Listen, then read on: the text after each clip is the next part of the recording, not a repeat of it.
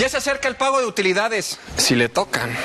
La fecha límite para recibir este pago para quienes laboren en una empresa vence el 30 de mayo y para las personas físicas el 29 de junio.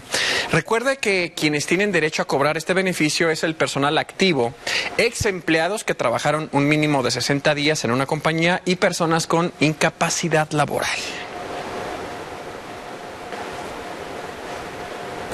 Bueno, y justamente para resolvernos todas nuestras dudas respecto a esta prestación, nos acompaña Diego García, socio director de García Velázquez, abogados y especialista en materia laboral.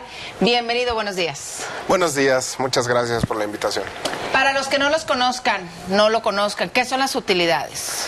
Bueno, las utilidades son el pago que se le da a los trabajadores de un porcentaje de ganancias de las empresas. Eso quiere decir, está contemplado en la Ley Federal del Trabajo como un pago que son acreedores los trabajadores por producirle ganancias a la empresa. Okay. Abogado, ¿es legal? ¿Se le puede restar de la cantidad principal que se le tenía que otorgar a los empleados por este reparto de utilidades cuando en la empresa se hacen actualizaciones, mejoras de equipamiento? No, hay los aspectos que van a intervenir en determinar cuánto le toca a cada trabajador van a ser, como bien dices, si trabajaron más de 60 días durante ese año fiscal, ya sean eventuales o permanentes, o sea, el hecho de que ellos hayan renunciado a solo haber trabajado 60 días, de todos modos los hace acreedores a lo que les corresponde ese ejercicio fiscal. ¿Es ilegal si le dicen a uno de empleado, no, pues es que mira, tuvimos que comprar sillas nuevas, tuvimos que poner piso nuevo? Ya... Por supuesto, porque al final del día el tema del reparto de utilidades se define a través de la declaración anual del ISR que hace el patrón. Esto quiere decir, la utilidad ya está definida. Si tú como patrón tuviste gastos que fueron inherentes a la operación de tu negocio, lo tuviste que haber reportado dentro de la declaración de impuestos. Claro, porque eso lo puedes comprobar. Exactamente, exacto, ¿no? Entonces esas sillas ya fungieron en la declaración de impuestos. No deben de decirte, bueno, se determinó que le tocaba, por poner un ejemplo, a cada trabajador 7,000 pesos, pero nos toca a cada trabajador poner 1,000 pesos para mejoras del centro de trabajo. Correcto. Eso no es legal. Ok, entonces, son las ganancias que tenga la empresa y de ahí, ¿cómo es que se determina qué cantidad va hacia los trabajadores y si todos en la empresa tienen esta prestación? Justamente esa es la pregunta medular. Normativamente hablando, el patrón tiene la obligación, número uno, vamos a irnos a los términos más amplios. Suponiendo que es una persona moral, tuvo hasta el último día de marzo para presentar su declaración de ISR y a partir de ahí tiene máximo 10 días para presentarle esa declaración a un grupo de trabajadores que será la Comisión Mixta de Reparto de Utilidades. ¿Por qué comisión mixta? Porque va a estar integrada por igual número de miembros representantes del patrón e igual número de miembros de representantes de los trabajadores.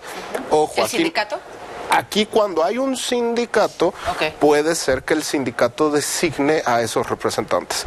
No obstante, si no existe sindicato, de cualquier forma tienen que ser trabajadores que representen los intereses de los trabajadores. Durante esta comisión mixta o la integración de esta comisión mixta se presentará la declaración y se dirá cuánto le toca a los trabajadores. Los trabajadores van a tener un derecho de 15 días para presentar, ejemplo, inconsistencias que ellos consideren ante las autoridades fiscales y o definir cuándo se paga y cómo. Pueden llegar a acuerdos de que te pago una mitad en los siguientes 10 días o en la primera quincena de mayo. Lo único que no se puede es prolongarse más allá del 30 de mayo. Pero, por ejemplo, dependiendo del rango, ¿es el monto que se les da de utilidades o tendría que ser parejo? Tendría que ser parejo. Ojo, hay algunos trabajadores exceptuados. Estos son los que desempeñan puestos gerenciales o directivos. Ellos no pueden acceder al pago de utilidades. ¿Aunque sean empleados? O sea, empleados como cualquier otro. Mientras sean empleados que no sean gerenciales o directivos, tienen derecho. ¿Qué va a fungir? Por ejemplo, si yo tuve incapacidades, ¿voy a poder acceder al reparto de utilidades? Sí, pero probablemente disminuya el porcentaje. Porque si bien se supone supone que todos tienen derecho a las utilidades, también se supone que las utilidades es un pago al reconocimiento por haberle generado ganancias a la empresa. Entonces, alguien que estuvo de incapacidad, si bien no pierde el derecho, sí no le toca lo mismo a alguien que trabajó todos sus días. Las vacaciones no intervienen, los permisos no intervienen, pero sí las incapacidades. Oiga, abogado, nos hablan acerca de un caso como el año pasado que les tocaron de utilidades 200 pesos, bueno, incluso hasta menos de 100 pesos. ¿Esto habla de alguna alerta en la empresa? ¿O si verdaderamente sí pueden tocarle 80 pesos, menos de 100 pesos a los trabajadores y la empresa sigue trabajando como si nada? Digo, aritméticamente es posible. Obviamente tienen que seguir las reglas que marcábamos de la normatividad. Esta comisión que mencionábamos hace un poco, el acta donde se define el monto y las fechas a repartir, por ley y por normatividad, tiene que estar fijada en un lugar visible del centro de trabajo. Esto quiere decir, los trabajadores tienen que entender por qué salió ese monto. ¿Es posible que la empresa no tenga utilidades? Es posible. ¿Es posible que el porcentaje a repartir sea muy bajo? Es posible. Por supuesto que tras cierto número de años, si la utilidad es de 100 pesos por trabajador, resulta un tanto increíble. Claro. Ahora, ojo, las utilidades son un porcentaje de las ganancias, no son todas las ganancias. Claro. Oiga, justamente, ¿hay auditorías para las empresas sobre las utilidades? ¿Pero de general o solamente hasta que hay una denuncia? Pueden estar motivadas tanto por una denuncia anónima, que eso muchas veces los trabajadores dicen, oye, es que a lo mejor la colectividad estuvo de acuerdo, pero yo no, o 2 o 3 compañeros nada más no. Claro. Pueden hacer una denuncia anónima ante la Secretaría del Trabajo y Previsión Social. Ojo, nada más tienen que esperar a que fenezcan los términos de ley, porque si no, no pueden iniciar. Estas inspecciones pueden originar a través de esta denuncia anónima, o muchas veces la Secretaría durante estas fechas hace operativos especiales. Estos operativos especiales quiere decir, practica inspecciones extraordinarias, sin aviso previo, llegan al centro de trabajo y, oye, muéstrame todos los documentos, patrón, de cómo estuvo integrada tu comisión, cuándo lo repartiste, si no lo repartiste, por qué no lo repartiste, etcétera. Y sí son multas muy cuantiosas para el centro de trabajo. Ahorita, si lo tomamos como está la UMA, son un poquito más de 550,000 pesos por centro de trabajo. Nos siguen llegando mensajes. Dice, yo trabajé 5 meses y el patrón, cuando fui a firmar la renuncia, me dijo que él puede demostrarme con papeles que no hubo utilidades, cuando yo me di cuenta que sí había pedidos. ¿Qué puedo hacer al respecto? Bueno, si ya, mucho ojo, obviamente al renunciar ya no somos acreedores a ciertas prestaciones.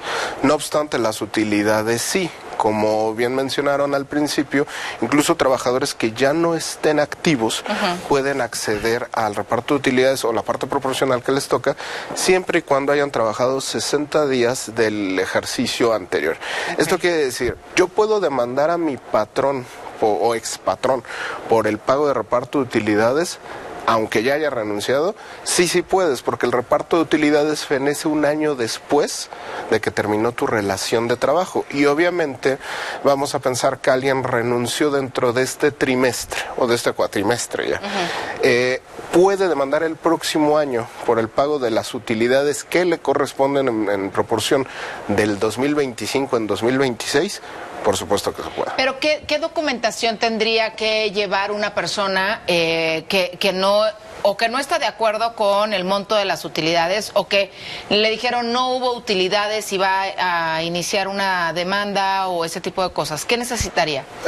Tenemos que recordar que el derecho laboral es un derecho social. Esto quiere decir, el trabajador no está obligado a demostrar esa situación. El que está obligado a demostrar esa situación es el patrón. Esto quiere decir, yo como trabajador no estoy cometiendo ningún ilícito, no estoy violentando absolutamente nada, si voy y le digo a la Profedet, a la Secretaría del Trabajo, oye, no estoy de acuerdo con el monto que me pagaron o que definieron. Entonces, la Secretaría, la Profedet, pudiera practicar una auditoría y el patrón está obligado a brindar los documentos que le soliciten a cualquier autoridad, ya sea laboral o fiscal. Entonces, oye, ¿cuál fue tu declaración? Aquí está. Oye, tu comisión. oye, ¿cuánto se repartió? Y pueden, como vulgarmente se diría, meterse a las tripas de los números y definir si el patrón determinó si estuvo bien o no los montos a repartir. Okay. Mire, bueno, es que hay tantos y tantos mensajes con cada ejemplo. Dice que trabaja en una empresa en la cual estuvo durante 5 años, nunca nos tocó más de 1,000 pesos, pero siempre hacían remodelaciones antes de estas fechas. Al último compraron automóviles Tesla y solo nos dieron 800 pesos de utilidad. Bueno, este es un ejemplo. Después otro hablaba acerca, permíteme, que la empresa mobiliario, es que prácticamente todas son las mismas. ¿Cómo pueden descubrir los trabajadores que lo que les tocaron de utilidades es lo que verdaderamente les toca? Bueno, uno, tienen que vigilar que sí se haya integrado en la comisión. Si ellos no formaron parte de la integración, porque no pueden formar todos parte de esta comisión, que sí se haya puesto en un lugar visible de la empresa el listado de cuánto va a tocar, de cómo se definió, de quiénes integraron la comisión. Aún así, si esto no se lleva a cabo, porque ese es el gran problema, muchas veces las empresas no lo hacen por desconocimiento, mala asesoría, incluso mala fe, pero no lo hacen. Entonces yo puedo pedirle a la autoridad que haga esta intervención de inspección y saber por qué no. Ojo, me dicen, es que justo antes de estas fechas compraron automóviles Tesla.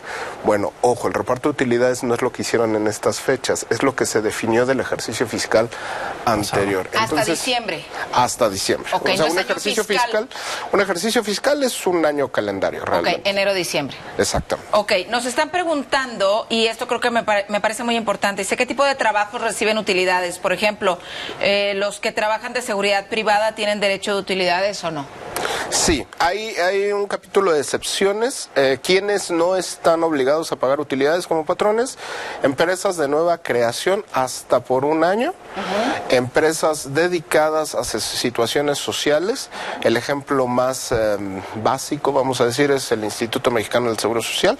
En teoría no genera utilidades. Alguna asociación civil sin fines de lucro que se dedica a las empresas de seguridad, porque ya tenemos varias preguntas de gente que trabajan en empresas de seguridad y dicen que no les dan reparto de utilidades. Pues es incorrecto, porque sí es una empresa lucrativa al final del día. Otra gran excepción es las trabajadoras del hogar. Como su patrón no es una persona, pudiera ser una persona física, no es moral, pero no tiene la calidad de patrón como tal, es una situación particular dentro de la Ley Federal del Trabajo, también están exceptuados estos patrones de pagar utilidades. Por ejemplo, las formas de contratación también tendrían que ver para el tema de reparto de utilidades, personas que a lo mejor estén como freelance o personas que sí estén en nómina. ¿Hay alguna diferencia o todos deberían de recibir? Sí hay una diferencia, porque obviamente el punto medular del reparto de utilidades es la formalidad laboral. Esto quiere decir, para yo saber si soy acreedor o no, tengo que tener un contrato laboral, estar dado de alta en el IMSS y demás, porque si no el problema es otro, es que están, digamos, fingiendo o alterando cómo debe ser la relación laboral. Ahora, no pensamos en un freelance, sino pensamos en un profesionista independiente.